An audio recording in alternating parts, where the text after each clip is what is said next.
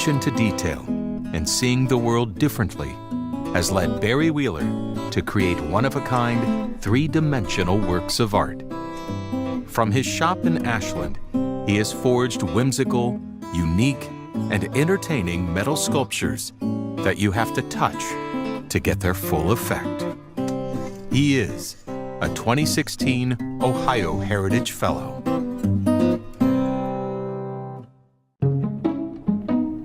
I guess I was born to it. My great-grandfather on my dad's side was a blacksmith. My grandfather was a blacksmith at a big Ford shop in Akron.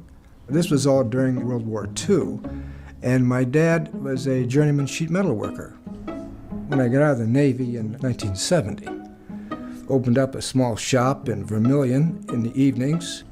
And then I worked that for a few years, then went on and got a job at Hale Farm and Village for 4 years. Entertaining more of the traditional stuff, the smaller things, just railings, mailbox stands, plant stand hardware, and that kind of stuff. And it did okay, but I realized that a lot of people do that and do it a lot better than I can or want to do. So I kind of finally had an epiphany. About in 1976, two things really inspired me, and it was attention to detail raises the level of craftsmanship. And the second one was look and see differently. I like things that have a mechanism to it, moving parts, period.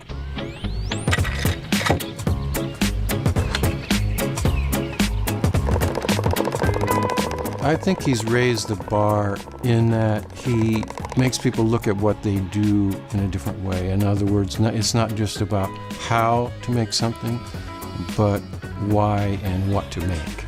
I think he raises the bar in that he gets people, hopefully, to think about what they're going to make. What I do is tabletop stuff. And I think the first animated piece was an animated squawking parrot. I had the idea, but I didn't know how to make the squawk. So I finally kind of looked around and I found an old oil can. It has a spout, and I don't know if you know what a klaxon horn is, but basically it's a metal diaphragm and there's a gear that hits a whisker on it that makes the noise on the old cars. It didn't take electricity.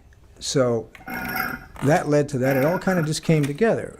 Not everything is like that. And I will say that from some stuff I make, I classify it as a reproduction. That's not art, that's just a reproduction. For instance, the tank, it's not a dead nuts reproduction. It's got a little bit of me in it, period. And I made that for my own enjoyment. To match the work that Barry's doing, you really need a dedication to detail and to excellence, and a kind of unbridled enthusiasm at achieving that. He will search out a quirky little thing or a whimsical little thing that he wants to do, and somehow how he wants to translate something into metal. The great thing about Barry is that he has learned all of those basic skills decades ago, and so he uses them to come up with different things. Getting the idea for something is probably the hardest thing. But once the idea is there, I can kind of steamroll it. A lot of things come out on whatever kind of piece of paper I have laying around. It could be a candy wrapper or a notebook. I kind of save all that stuff. The current project I'm working on, the genesis of that was in late January. I could do that work on a dining room table because it gets pretty cold out here. And kept working on that, and it just kind of kept evolving in things. Sometimes you just kind of force things and you say, no, this is just not going to work, and not everything I do comes out exactly right. This car I'm working on, the front fenders were a nightmare. When you look at them, you say, gee, that's not rocket science. But it just gave me fits.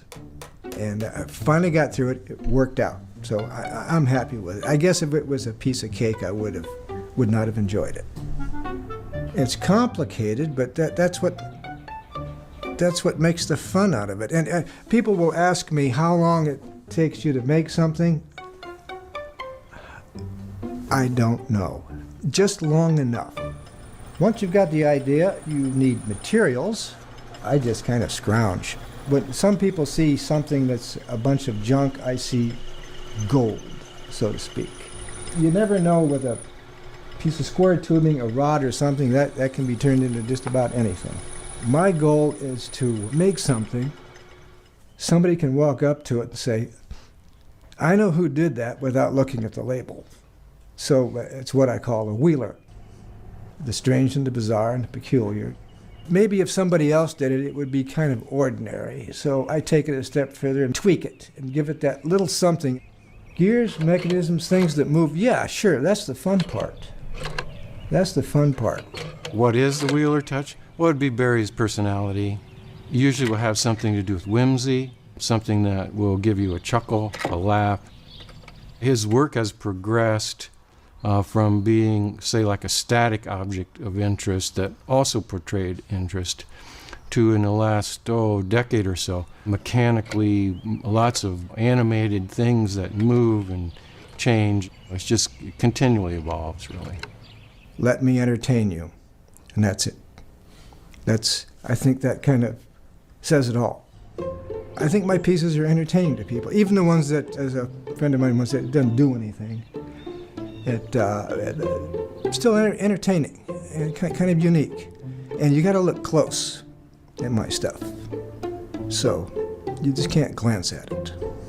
The last 20% of the work makes about 80% of the difference. That was easy. And that's very evident in Barry's work. All of the detail, the detail that he puts into them is crazy, not to mention the thought behind it. It's important because he is contributing to a fresh look of blacksmithing. In other words, blacksmithing doesn't have to be XYZ. Blacksmithing can be anything. It's just a means to an end. It's an important means to an end because you can accomplish certain things using those techniques that you cannot any other way. But people like Barry, and Barry in particular, are showing that blacksmithing can do anything. Anything you can think of, it can do. I just do what I do, and I hope people enjoy it. That's all there is to it.